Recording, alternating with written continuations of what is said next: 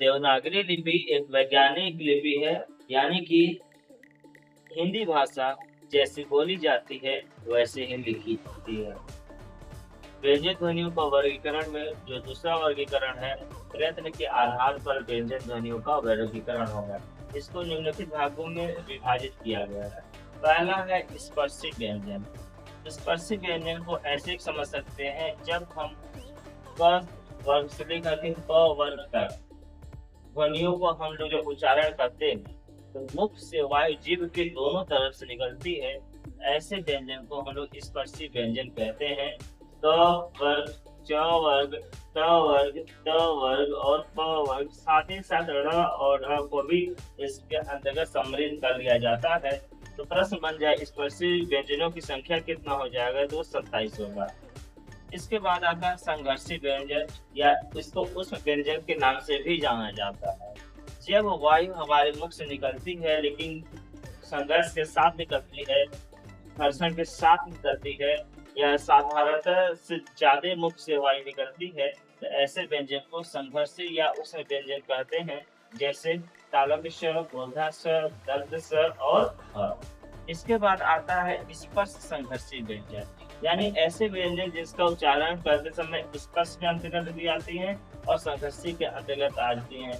इन ऐसे व्यंजन जिसका उच्चारण करते हैं और बाद वाला जो ध्वनि का उच्चारण होता है उसमें संघर्ष होता है, जैसे च, छ, ज, झ। स्पर्श के अंतर्गत ये चारों आते ही आते हैं, लेकिन थोड़ा सा इनका जब उच्चारण करते हैं, अंतिम में जो ध्वनि उच्चारित करते च, छ, ज, झ, तो वह संघर्ष के साथ निकलती है, इसलिए हम लोग इसे स्पर्श संघर्षी व्यंजन भी कहते हैं।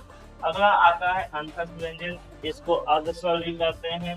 हिंदी वर्णमाला में अर्ध स्वर की संख्या 4 होता है, य, र, ल, व, अर्थात जो स्वर के बाद उच्चारण होते हैं और मुख में वायु एक सीमा तक रुक जाती है या पूरी तरीके से बाहर नहीं निकलती है, तो इस चीज को हम लोग अंतस्थ या अर्धस्वर कहते हैं। आगत व्यंजन, कोई भी व्यंजन जिसके नीचे लुगता लग जाता है, उसे हम लोग आगत व्यंजन कहते हैं, अर्थात दूसरी भाषा से आए हुए व्यंजन। अगला है संयुक्त व्यंजन। संयुक्त व्यंजन, इसके पहले आप लोग पढ़ चुके हैं हिंदी वर्णमाला भाग 1 में। उसमें डिटेल में बताया गया छ, त्र, ज्ञ, स्वर, दो अलग अलग व्यंजनों के योग से मिलकर बना है, दो अलग अलग वर्णों के योग से मिलकर बना है, इसलिए इसे संयुक्त व्यंजन भी कहते हैं।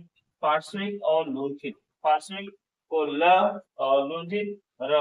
लुंठित को इस रूप में समझ लेंगे, जब र का उच्चारण करते हैं, ऐसे व्यंजन का उच्चारण करते हैं जो दो स्थान निकलता है या हमारे मुख में वायु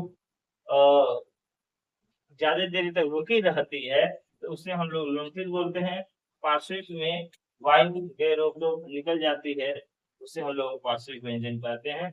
इस प्रकार से अगर देखा जाएगा, व्यंजन ध्वनियों का वर्गीकरण के 5 भाग है, उसमें से दूसरे क्रम पे है प्रश्न के आधार पर व्यंजन ध्वनियों का वर्गीकरण।